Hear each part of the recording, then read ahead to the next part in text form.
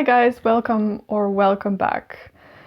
Probably welcome back. And it's been a while, at least for me it feels like a while. I haven't been filming videos for at least a month, probably more, because I think in September I pre-filmed a lot. And I just felt like I needed a break from filming videos and posting videos. And now I kind of feel like I'm motivated to film videos again, which wasn't really the case before. I felt a bit burnt out. I still had kind of this willingness and like this goal that I would at least bring out a video a week. And I have done that now for almost 1.5 years. And at some point, the list of ideas was always very long. Video ideas at least, but there came a point where I wasn't that excited to get in front of the camera anymore. So I thought, before kind of burning myself out, I'll just take a break. And it's definitely been worth it, because it is now not quite the end of September and I'm sitting here and I'm filming for a video which will probably be up on the 1st of October. And I'm kind of excited. I did a lot of things and I thought this video would just be like a chilled catch up. Probably not as heavily edited as I usually do. I hope it's not too rambly. That's why I edit. But maybe it's also just a nice sit down video while you do something in the background, which I personally also really enjoy sometimes. So yeah, I'll just catch you up on some stuff I've been doing. I won't always be looking into the camera, because I thought I would just sit here and do some hand sewing while I'm talking. And actually we can start with this right now, because in the Instagram post I posted in September talking about why I want to take a break. I talked about sewing as well, that I wanted to get on with some of the projects I was doing. And sewing is a thing I used to do when I was younger, and then especially when I started with my studies, completely stopped. And I started it again pretty much now that I finished my PhD. So for the PhD, I never ever would have time to do something on the side. Sewing projects, even the easy ones, take quite some time, even if you do a lot on the sewing machine. And I really love it. I'm super happy that I went back to that, and it really kind of scratches a certain creative itch. And it was really nice to kind of rediscover it. While I was writing my thesis last December, I worked on a skirt, and it was like my first bigger, more complicated project after I started sewing again. And I haven't really stopped since then. I've also been dabbling a bit into doing more hand sewing, firstly because I think it's really soothing somehow. I like to watch movies while hand sewing, but also because I am a bit obsessed with the historical costuming community.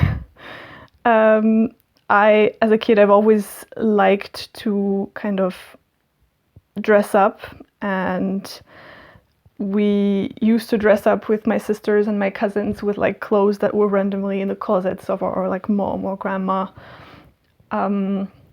But I remember the first thing I really wanted to make when I was younger was Susan's dress in the first Narnia movie.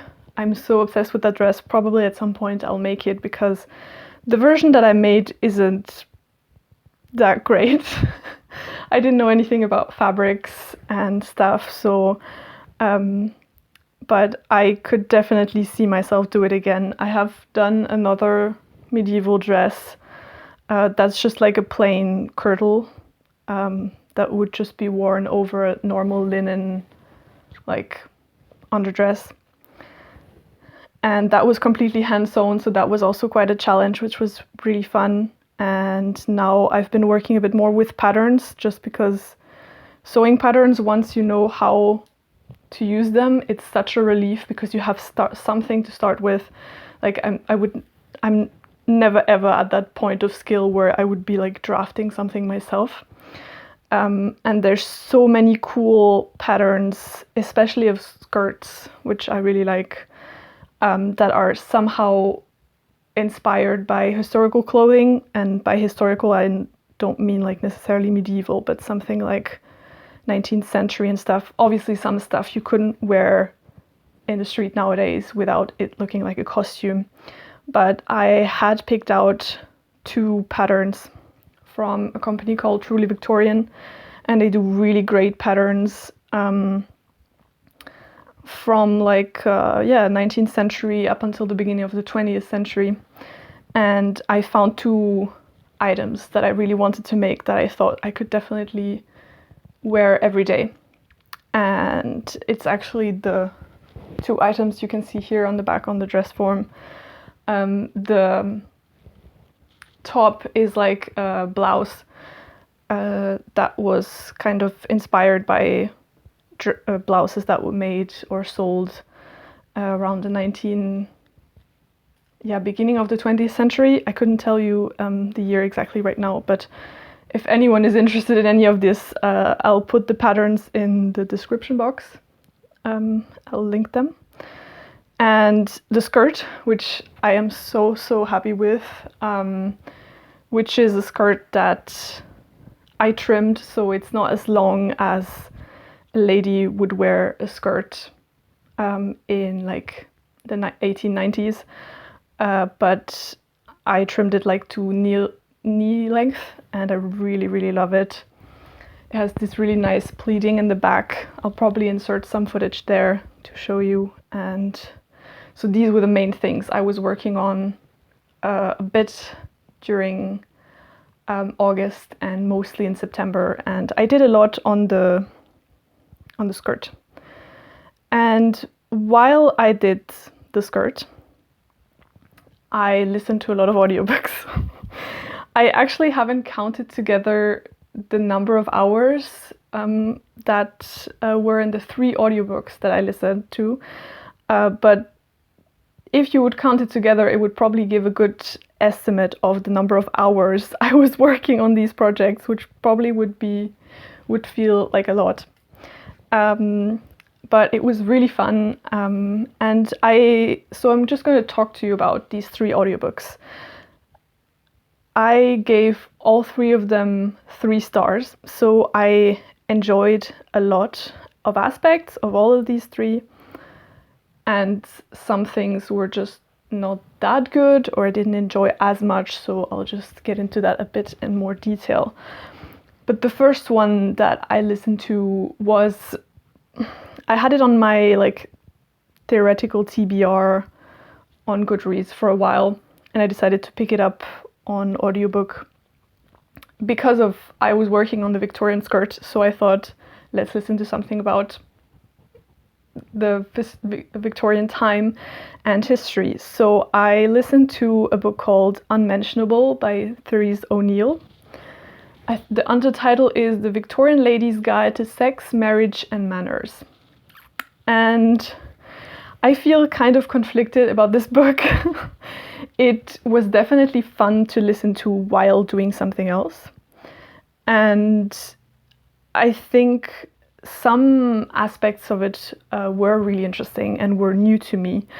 I really enjoyed the discussion around like the female body and how extremely less was known about the female body up until very late in our history, and how that kind of intersects with misogyny. And there are some really partly hilarious, partly really scary examples of like medical texts about women's bodies, which were like, ugh. So that was definitely really interesting and important also to learn about and to hear about. But I think what irked me most about the book is firstly how it's structured, how it's written, because the authorial voice it's like this. It's a person that is talking to you, the reader, and the reader, coming from the premise that the reader is kind of this person that is a big fan of like historical dramas and loves like the costumes and basically intrinsically romanticizes the era, which, I mean, okay, you know, why not? Fair assumption that people who would pick up this book are at least interested in like the historical aspects. But I mean, it's still a stretch to make that your readers are like this. And the authorial voice and the way it was told was sometimes really patronizing. It was like, imagine you're now in the Victorian era. You're walking in like horse poop, which is everywhere on the street, which is true. You know, it's like, of course, it would be like that. And then it would be like, oh, you poor lamb.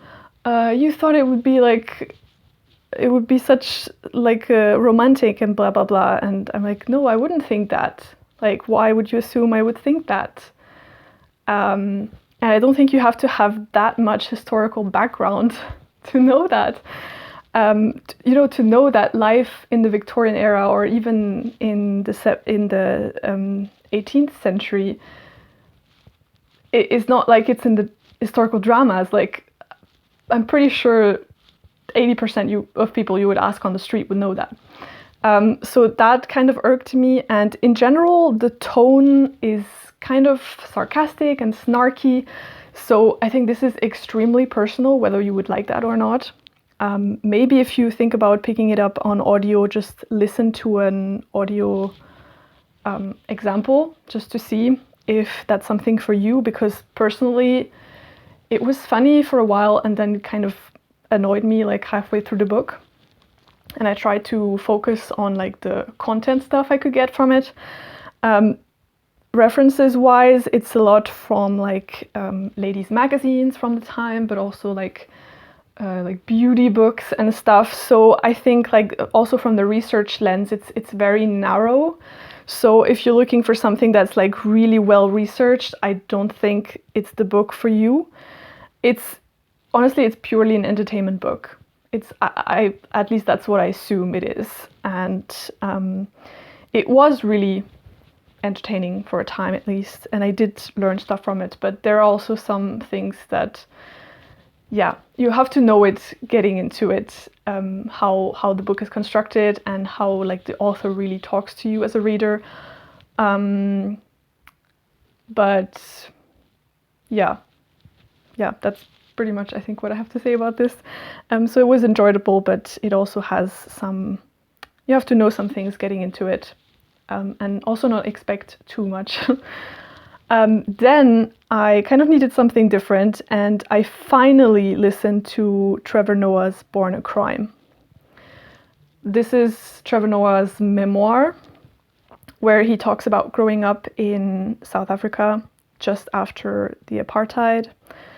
And I think it's one of these books, if you want to pick it up on audiobook, because I don't know Trevor Noah as a comedian. I hear he is very good, but the writing, you know, as you would expect, it's not that, it's nothing really special. In some parts also not that good, honestly. So I think the book really benefited from the audiobook format, because it really felt like he was talking. It was like this very casual style of writing, which honestly comes nearer to like a conversation. So that was really good. And the way he also makes voices for all the people in his life was super good, super fascinating, at times really hilarious. It's a lot about, basically, I would say a big part of the book is a coming of age story. So it's very much about him and growing up in an environment that is different environment than what my childhood looked like. So in that respect, it definitely was very eye-opening. I almost wished a bit more of like all the political and historical background of like post-apartheid South Africa. But it's his memoir. He can do whatever he wants. He wants to tell his story, and that's completely fine. I can also read a non-fiction book about that. But yeah, just so you know, there's also a lot of like his own growing up, like the first time dating a girl and these kind of things, which I think was quite good for comedic relief, but yeah, were less informative. But I guess that's not the point of these kind of passages. Yeah, the thing that I didn't really enjoy that much was I didn't really understand the structure of the memoir because it wasn't chronological, but I also couldn't see like a thematical order, so that was kind of confusing. And there was also this point where some things were repeating, so he was repeating himself in different chapters and retelling kind of a same event. And I didn't really understand that, so I don't know if it's like an editorial thing or... so that wasn't so well done in my opinion. But yeah, overall, I think it's like a crazy story, and it's a really important story that he's telling, and especially the parts about his mom and the kind of woman that she is and was, and the stuff that she had to go through. It also, through that lens, he also talks a lot about, what women, and especially Black women in South Africa, had to go through during the apartheid time and after. And I mean, she got Noah with a white man from Swiss extraction, and that also brings a whole other stuff with it, in terms also of Noah not really knowing where he belongs as a colored person in South Africa. And I think there were also some really interesting discussions of like belonging and like needing to feel like part of a group, but somehow you can't, and how frustrating that can be. These are always discussions that I personally really enjoy reading about. People who are like at the intersection of different groups, ethnic groups, belongings, like cultural groups and so on. So that was really, really, really good. So yeah, I'm really, really glad I got to this book at last, and I definitely think audiobook is really the best format to really do that and read it. And finally, I also listened to Judith Flanders' The Invention of Murder.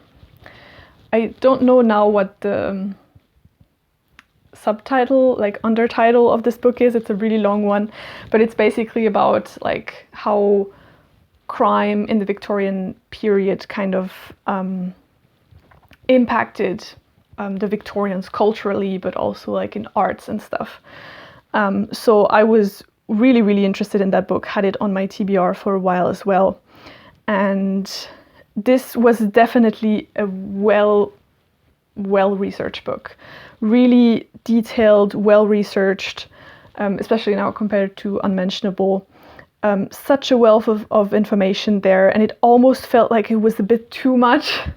Like I imagine there's so much to say. I mean, it's a really broad topic, because it talks about obviously real crime cases from the Victorian period, how they impacted the society, how they were told, and how they were also depicted in the media, which was extremely interesting. There was a lot about how like satirical magazines covered these things, and also some really interesting things about how the reactions would be of a person who is committing a really violent act, and how the media and the population depicts this crime, depending on whether it's a woman who committed it, whether it was a woman who has children, whether it was a person of color, whether it was someone who was an immigrant, and that was extremely fascinating.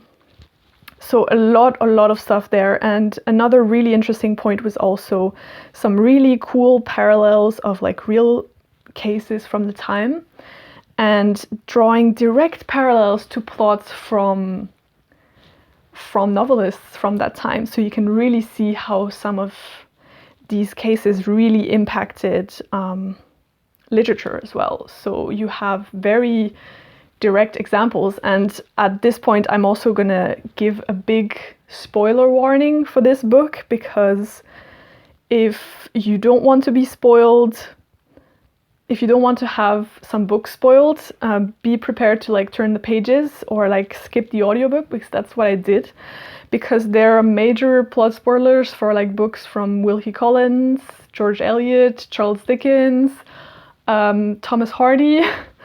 So I didn't listen to much of the parts about the books I knew I want to read and haven't yet, because I really didn't want to have that spoiled. But if you already, especially if you already have a lot of experience and read a lot of Victorian literature from that time, I think that would be also really fascinating to read about. Yeah, so that was really cool. The thing is though, in general, this book, it's kind of dry. Like Unmentionable was very, almost too snarky for me, like too conversational, too like trying to be funny all the time. The Invention of Murder was sometimes really dry, like it felt like there was fact after fact after the fact, and although there are really interesting facts, yeah, it's definitely also one that I didn't mind because I was having my hands occupied while reading it. But I can imagine that it's the kind of book, if you really sit down with it and like read it in a really concentrated way, you can't digest it so fast. And I think you really have to pace yourself and probably dip in and out of the book. So yeah, sometimes it really felt almost like it was like a master thesis or something, or like a PhD thesis. Which, you know, you can like or not like. And another thing was also the structure, which also I didn't understand what the structure was. Like there was a lot of info dumping and stuff, but the way it was structured, it wasn't really clear what the author was trying to do. So that was also didn't bother me too much because I was in a flow and kind of taking it all in. But I think from really a book and structured standpoint, wasn't really that great on that point. But I don't know. I hope I don't sound too negative. I really had a lot of fun with these 3 audiobooks, and they're definitely worth a listen. And especially now the 2 books that I mentioned. I mean, Born a Crime, I think, if you can get your hands on it, I think like everyone should read this book. But if you're interested in Victorian history, then definitely, you know, with the caveat of the stuff I told you about both these books, if they still seem interesting to you, they're definitely something I would recommend. Yeah, I think that's all I wanted to talk to you guys about for this video. It's probably quite long. I probably won't edit it much, just because I wanted to have like a casual style video. I hosted, at the time I'm filming, I'm still hosting the read-along of Émile Zola's Germinal, which I am so enjoying, and I can't wait to film the video where I talk about this book. You know, personally, I'm still looking for a job. There have been some interviews and stuff, but I don't have like anything concrete yet. But you know, these are strange times, and I think it's difficult for a lot of us to adapt to the situation. So I really hope you're doing well, and I also hope you're reading great books. And let me know what you've been reading, what you've been getting up to. I would love to know that, get the conversation starting again, because that's really what makes this fun for me. So thank you for watching this, if you watched until here. Yeah, let me know what you've been doing, and I'll see you in my next one for more bookish videos. Bye!